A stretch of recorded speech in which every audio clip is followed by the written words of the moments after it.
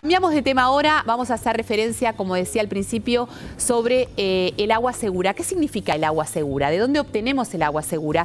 Y en consecuencia, ¿qué nos puede suceder o qué enfermedades están vinculadas justamente a consumir agua que no sea del todo segura? Está con nosotros la doctora Cristina Freuler, que es infectóloga y que nos va a ayudar a tomar estas consideraciones y por ende a prevenir este principal problema que se tiene en esta época del año. Bienvenida, doctora. No, muchas gracias por permitirme participar de este programa y hacer un poco de difusión de estas cosas. Parece algo tan sencillo, parece algo tan evidente, pero en la práctica no lo es. ¿A qué llamamos agua segura? Agua segura llamamos a lo que es el agua potable, es decir, aquella agua que tiene una cantidad mínima de microorganismos. El agua no necesita ser estéril, pero que no tenga microorganismos que puedan producir enfermedad en el individuo. En nuestro país hay varios lugares donde todavía no cuentan con agua potable, o sea que no cuentan con agua corriente, que nos da la seguridad de que esa agua sea correctamente potabilizada. El no tener el agua corriente no implica que el agua no sea segura, pero no tenemos seguridad cuando estamos en esos lugares. A lo mejor el dueño de casa sabe que él en su casa tiene agua segura, pero quizá el vecino no. Y si nosotros vamos de visita tampoco lo sabremos. Exactamente, por eso hacemos referencia al tema de estamos en esta época, llegamos a fin de año y evidentemente si estás proyectando algún viaje, vos decís, bueno, me voy a un lugar, alquilé una casa, me prestaron una casa y nunca pregunté acerca de cómo es ese agua que yo a partir de ahora voy a consumir. Exactamente, es muy importante quizá exagerar, es decir, tratar de tomar agua segura no es una cosa complicada. Y lo que tenemos que tener en cuenta cuando vos decís de alquilar una casa es que a lo mejor el dueño de casa tiene miedo de decirnos que el agua no es buena y entonces nosotros no alquilemos la casa. Con lo cual, ante cualquier situación en donde no hay agua corriente realmente, lo preferible es el agua envasada, así de simple. Cuando hablamos de agua, sobre todo cuando hacemos viajes, tenemos que tener en cuenta que el agua no es solamente lo que ponemos en el vaso y tomamos. Exacto, por eso decía, el agua envasada, pero para ducharme, para lavarme los dientes, para higienizarme, necesito... Para lavar las comidas. Para lavar las comidas, exactamente. Es decir, yo siempre le digo a los viajeros que vienen a consultar, comer una ensalada de lechuga o de rúcula no lavada es complicado.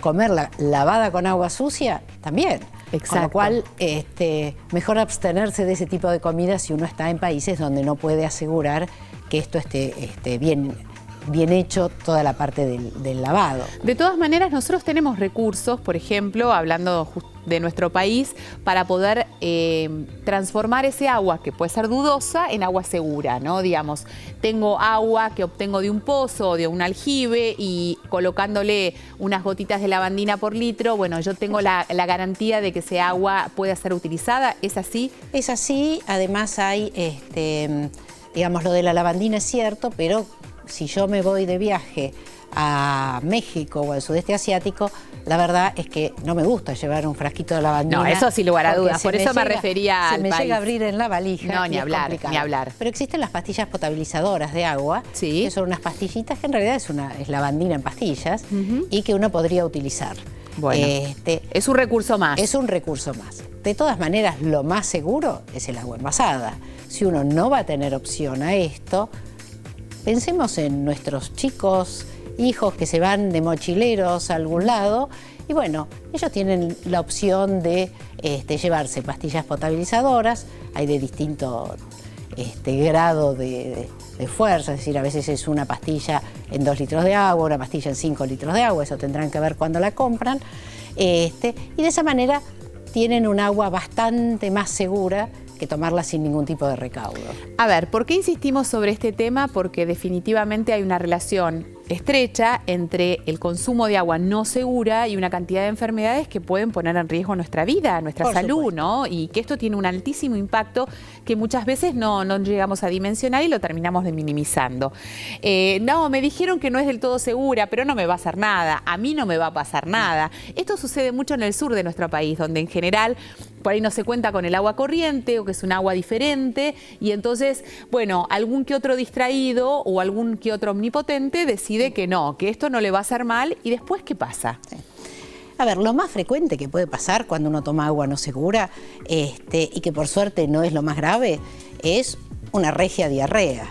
Que como yo muchas veces también digo, no necesariamente mate, pero realmente arruina el viaje. Claro, obvio. ¿Cierto? Entonces, nadie quiere tener diarrea durante un viaje en donde no está en su casa, etcétera, etcétera.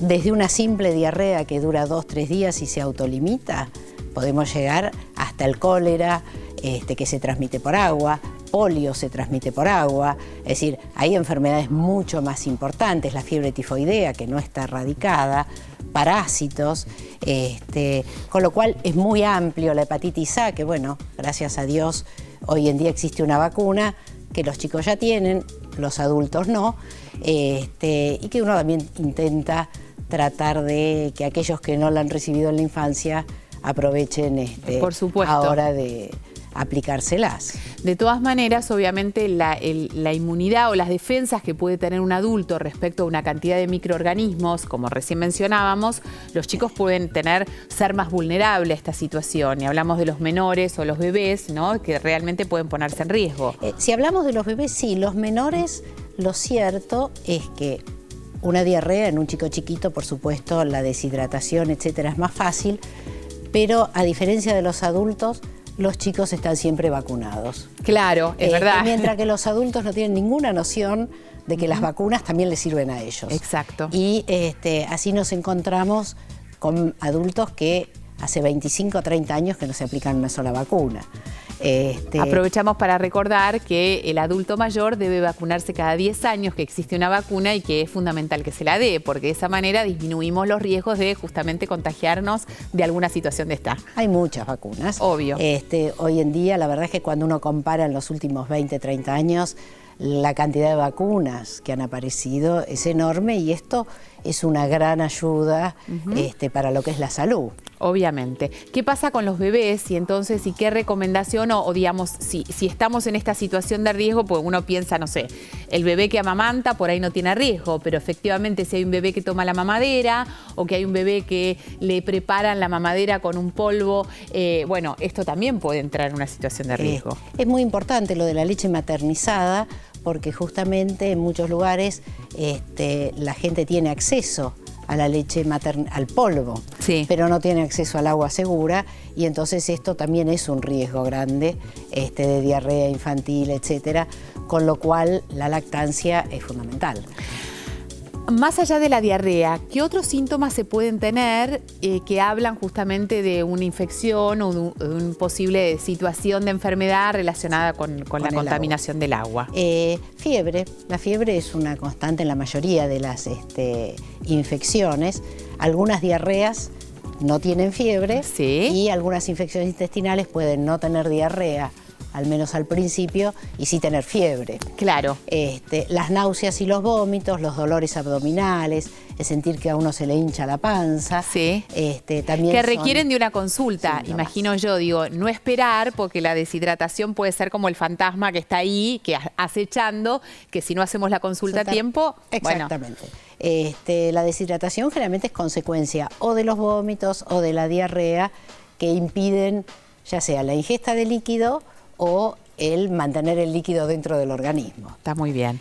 Bueno, muy bien, entonces acudir al médico, saber que efectivamente al momento de viajar esto tiene que ser tomado en cuenta, saber que si no nos aclararon, bueno, ante el riesgo o la duda, preferiblemente hacer nosotros de esa agua segura, más allá de poder comprarla envasada, ¿no? Totalmente seguro. Y ni que hablar, está bueno, lo que mencionaba la doctora, que se ve que tiene experiencia en este tema, obviamente, el tema de los adolescentes que empiezan a viajar solos, que no son muy conscientes de esta situación. Y no quieren gastar plata. Que no quieren gastar plata, Laura. Mamá, el agua envasada, ¿voy a gastar plata en eso? No, definitivamente no, pero entonces el recurso de esta pastilla potabilizadora, que la tengan en cuenta. Después vienen, mamá, estoy acá vomitando con diarrea, no me aguanto. Pasan esas cosas. Gracias, doctora, un placer.